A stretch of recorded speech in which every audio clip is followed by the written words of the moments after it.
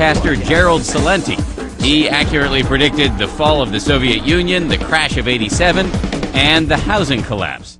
He is now predicting what he calls the greatest depression. We all know the Great Depression was bad. You're saying this is going to be worse. Much worse. Much more violent.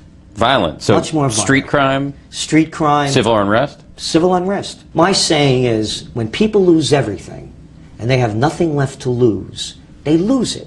With respect, you're a very depressing guy to talk to. Ah, come on, I'm a happy-go-lucky guy. But Gerald Celente points out that the guys in the mainstream got it wrong.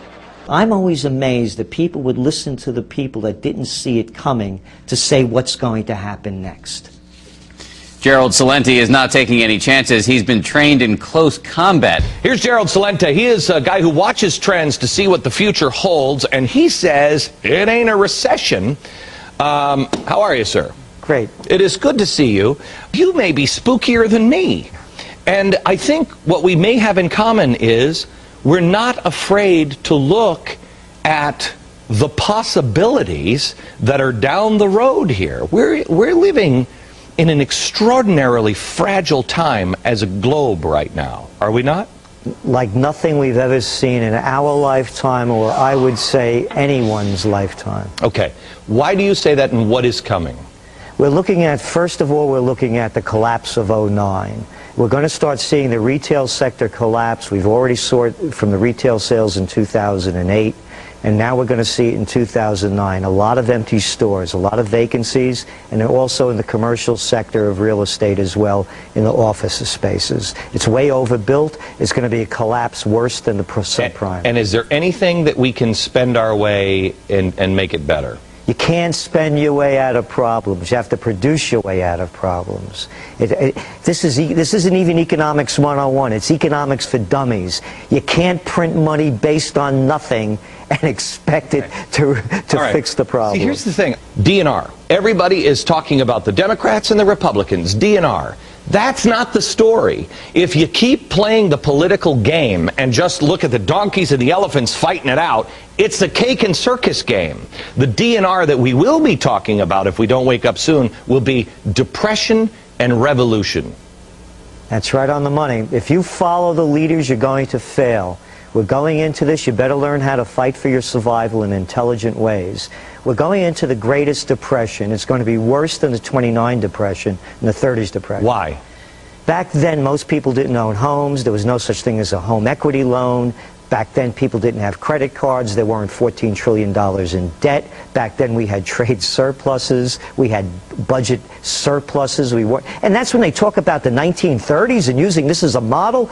Get it? It's the 21st century. These programs don't work in the 21st century in the global age. We had trade surpluses and balanced budgets. We had budget surpluses, not 10.5 trillion in the hole. We had a manufacturing base to produce our way out of this. For these politicians to keep bringing up the 1930s is moronic.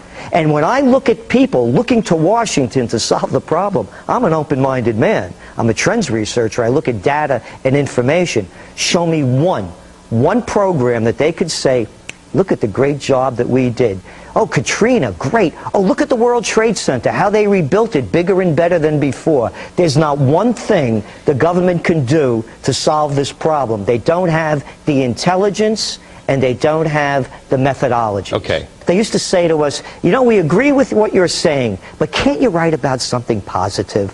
Yeah, it's like a ship going down and saying, oh, doesn't the band sound great? Right. Well, it is positive if you know what's coming, because then you can prepare for it. But people are afraid of the truth. Okay, good. We'll have you back, sir. Thank you. Thank you. Thank you for saying what you actually believe. Let's look at our first scenario.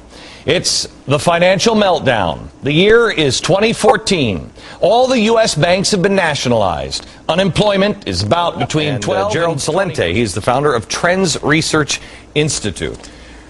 Gerald, gosh, you're one of the spookiest dudes I know, because for you, this is like not a war game. You think a lot of this stuff is really coming. We're writing the history of the future. Okay. What is life like, under that scenario, what is life like in 2014 for America? New York City looks like Mexico City. If you have money, or they think you're going to have money, you're going to be a target for a kidnapping. We're going to see major cities look like Calcutta. There's going to be the homeless, panhandlers, hookers. Hold on just Prozac? Prozac, yeah. I'll take a couple. Prozac American can have some. Okay. It's going to be serious. It's going to be, we're going to see petty thieves, and we're going to see pickpockets. Okay. Gerald Celente, founder of the Trends Research Institute. These are Depression-era collapses. We saw major bankruptcies. Circuit City. We saw linens and things. One bankruptcy after another. Then we saw store closings. The question becomes, who is going to take all of the vacant retail space? Who is going to rent it? The answer is nobody. Now we looked at the financial collapse in 2008. You saw the Merrill Lynch mob go under, the Bear Stearns gang go out of business, the Lehman boys, they went bankrupt. You saw bond companies, brokerage firms, banks go belly up or board out. Who's going to rent all the vacant commercial business space that they used to occupy? The answer is nobody. The commercial real estate collapse that's going to happen in 2009 is going to dwarf the residential real estate collapse. What are we going to see happening to the society, to people's day-to-day lives in terms of how they treat one another, how they behave, crime? When I say it's going to be worse than the Great Depression, we call this the Greatest Depression, you're going to see crime levels in America that are going to rival that of a third world country. Welcome Mexico City. You're going to start seeing people being kidnapped in this country like they do in other underdeveloping nations. So it's going to be very violent in America. You're not exaggerating. I'm not exaggerating. The facts are there. I have a saying. When people lose everything and they have nothing to lose, they lose it. When will this revolution that you have forecasted in your Trends Journal happen, and what will ignite it? It's going to be a tax revolt. We're going to start seeing a tax revolt in the United States. Do you feel people are not hopeful that Obama will make a difference?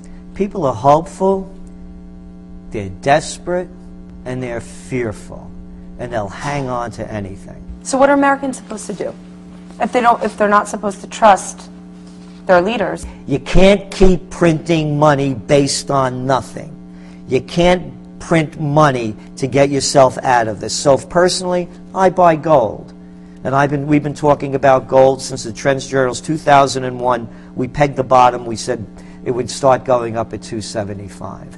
Number two, you don't spend a dime you don't need to spend. So what is it that you would like for viewers to do with the information that you are presenting right now? What we hope they do with the information is to take proactive measures, to understand what the future looks like so that they can redesign and reprogram to get to where they need to go. There's going to be plenty of opportunity to be made. It always happens in any downturn. The way it could change is when people regain their dignity and self-respect. That's when it's going to change, when they realize that they have it within them to take the information that's in there, find out who they really are, what their greatest talents are, and put that to work. How can America get out of this situation? All you have to do is to look back to the 1990s when America entered into a recession. We had 7.2 unemployment rate in 1993. What got us out of the 90s recession was something called the Internet Revolution. It was a productive capacity. Products were invented, designed, manufactured, marketed, and serviced. So you're asking about new jobs, anything in alternative energies, anything that's going to advance us into the 21st century in an intelligent way. That's where the job opportunities are going to be.